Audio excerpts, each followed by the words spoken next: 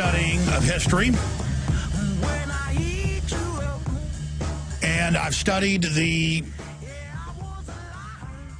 corptocracy of kleptocrats that we have running things, and they are definitely clinically ill from a case of megalomaniacal chutzpah, megalomaniacal bravado, megalomaniacal craziness. I mean, look at Corzine, 40-to-1 bet, other people's money, lies before Congress, gets caught lying, and now the entire corporate media structure, the whole system is coming out and saying, we don't know where the money went. And as I pointed out 3 months ago when this all started, it was in Forbes, it was in the Associated Press that most of the money had been wired to London to J.P. Morgan. But then I guess J.P. Morgan said, hey, don't say it came to us, just say it's a mystery where it went. And so now everybody says we don't know where it went, and federal regulators are in the news, the financial news, every week saying, gee, we don't know where it is. Now, if you wire $1,000, there's a record of it. You wire $10,000, there is a criminal investigation opened called a suspicious transactions report. It's a global rules. Homeland Security runs the whole thing worldwide. It's standardized because the globalists want to know where money is going so they can steal it. They only shut down the drug dealers they want to shut down. They only shut down the money launderers they want to shut down. Goldman Sachs, all these people that are involved taking over countries, they're conquerors. They're crooks, and that's what Max is talking about. And now they're playing along like they don't know where the money went when it's public where it went. And the so-called media is playing along. I mean, Max, that's what's really frightening here. It's not just that the globalists are thieves. It's that just like Caligula or Hitler or anybody, they get so arrogant they start going wild and always bring themselves down, but generally they bring tens of millions down with them. You know, democide in the 20th century, Max, killed more people than anything else, and it's an academic term, well known in academia, but not ever on the news. Of course, that's death by government.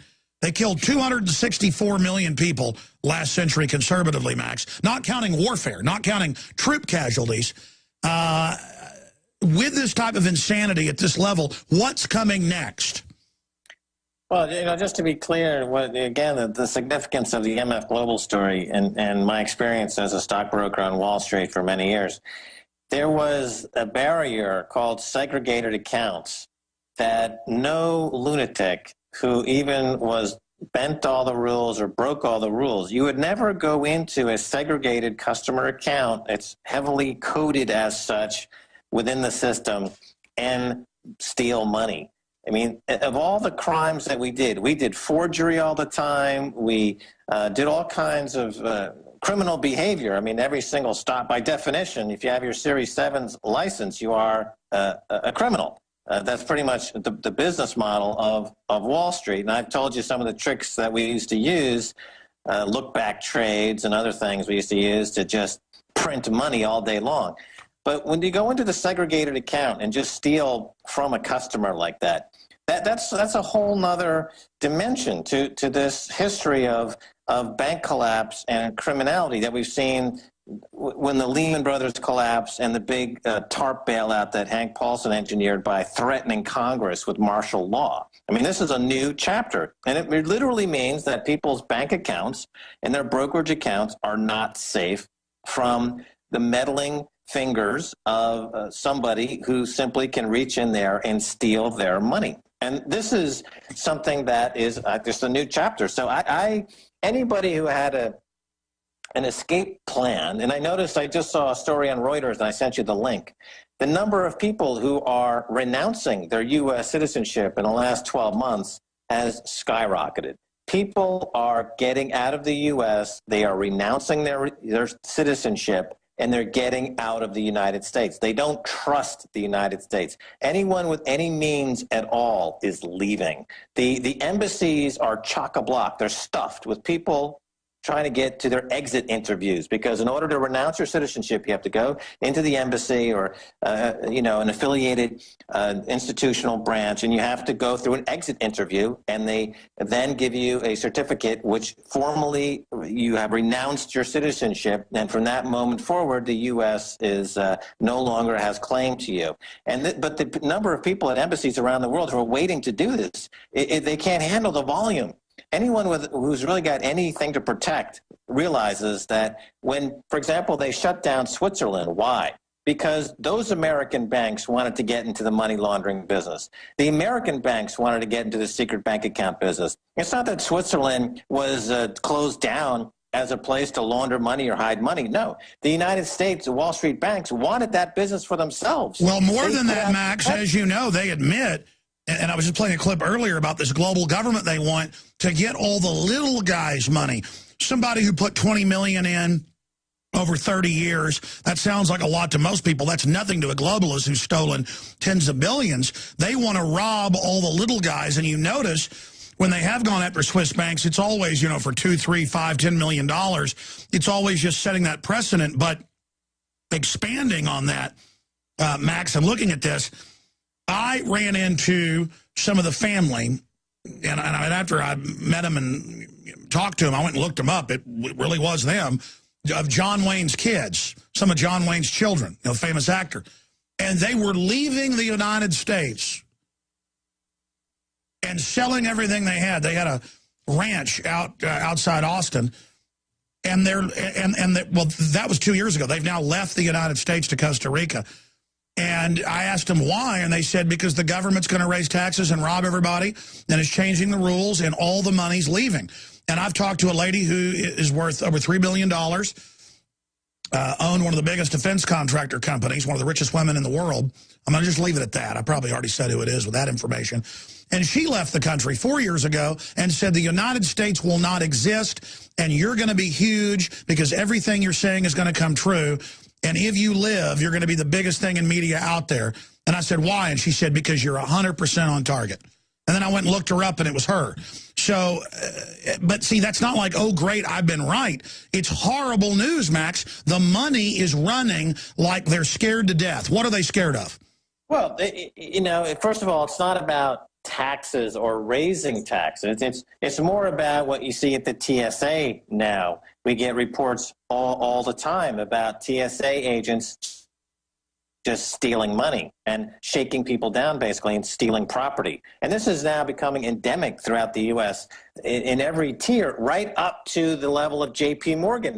Jamie Dimon, who runs J.P. Morgan, stealing money from MF Global clients. And by the way, that number I just saw a report was raised again to $1.6 billion that they say that they can't find. It's an incredible economy where Walmart can tell you where a razor blade they sold 3 years ago is in a landfill somewhere with some RFID tag. But the major bank on Wall Street has misplaced $1.6 billion. I mean, that's an amazing admission in this day and age where everything is known by everyone on the corporation front and on Wall Street. But you've got right up from the top, the Jamie Dimons of the world, right down to the TSA agent. They simply now steal. Stealing has become legitimized.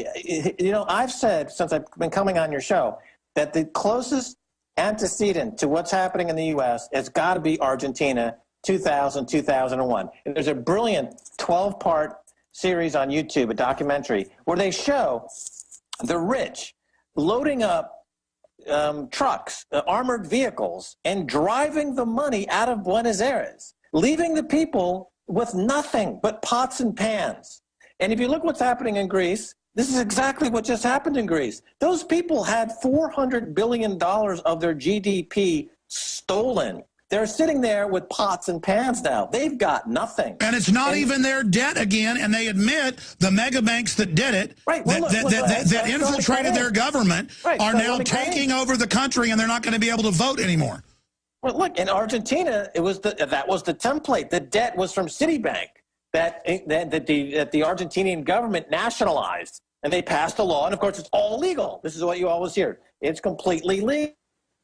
They nationalized all this foreign debt, and then they forced it onto the people in the terms of austerity. Same thing in Greece. Same thing in all of these situations where you find the IMF and the other troika members meddling around, involved in these massive scams. And in the U.S., of course, now you see it happening with the TSA agent is a perfect metaphor for what's happening throughout the entire economy, right up to the CEO's office of the biggest banks in America. They simply steal your money. They're not doing some leveraged, a derivatives trade as a way to move risk from one balance sheet to another as keeping liquidity or making a market. No, none of that is happening. They're just stealing. And this has gone to the point where people now are renouncing their U.S. citizenship in record numbers. Since they started tracking this, the number has never been higher. It's up 200 or 300% from last year. And the lines and embassies around the world to renounce U.S. citizenship are growing every single day. How bad is it going to get? Well, I mean, in the U.S., the U.S. is in a very interesting position because it has been the chief beneficiary of these banking scandals for decades. And what I mean by that is that in the U.S., the price of energy and food is still, compared to other countries, very cheap. So somebody making $20,000, $30,000, $40,000 a year can actually have a reasonable life because lifestyle even, because the cost of energy and food as compared with these other countries is still relatively is cheap because the U.S. has the reserve currency and because so much of the U.S. economy is subsidized. When the Republicans say they hate big government, that is a big joke because the economy of the U.S. is nothing but underwritten and subsidized by big government. The agriculture industry, you talked about the Mexican Coca-Cola being sweeter than the American Coca-Cola and the high fructose corn syrup. That's because corn is subsidized by big government to the point where the price of corn is so cheap that they inject it into food into America, and 60% of every calorie you take in the United States is from high fructose corn syrup. Because of the underwriting that comes from the government. They just come in and lobby the corporations and the food makers to put it in there, basically giving it to them. And it's the same thing with fluoride in the water, everything. Right, so special interests come in and make you do this. The price of food ends up being extraordinarily cheap. It's horrible for you, and you end up having to take supplements to survive, but the basic food at the fast food joint is incredibly cheap. Same thing for energy. Oil prices do not reflect the world market because it got wars going on all over the world. The biggest buyer of gasoline is the Pentagon. They spend $230 million a day on gas. To gas up all those vehicles for the Pentagon, to go into all these countries and just shoot people indiscriminately because for fun, $230 million a day they spend on gas.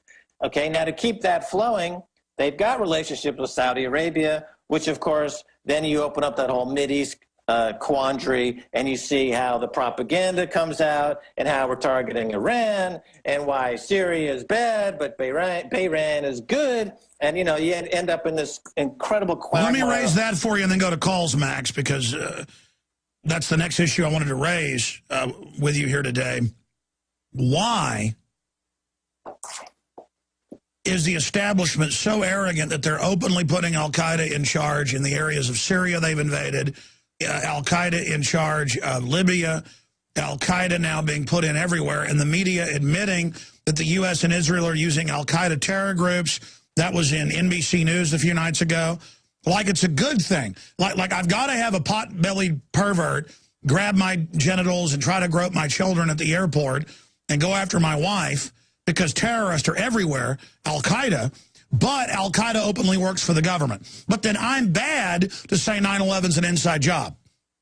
Well, the al-Qaeda worked for the government, to fight the Russians in Afghanistan. Bin Laden was working for the U.S., and then he wasn't working for the U.S., and now the al-Qaeda is working for the U.S. And the history of the U.S. foreign policy is like this. They flip and swap. There's no ideology behind it. It's simply empire out there trying to get secure resources for the cheapest possible price. That's the whole methodology to it. There is no ideology. There is no Democracy building, none of that happens. You know, they've got drones just destroying schools. They're not out there building schools. They're just out there securing oil because the price of oil in the U.S., even at $4 or $4.50 a gallon, is incredibly cheap compared to Europe. You know, it's $12, $13, $14 a gallon now to buy gas in Paris.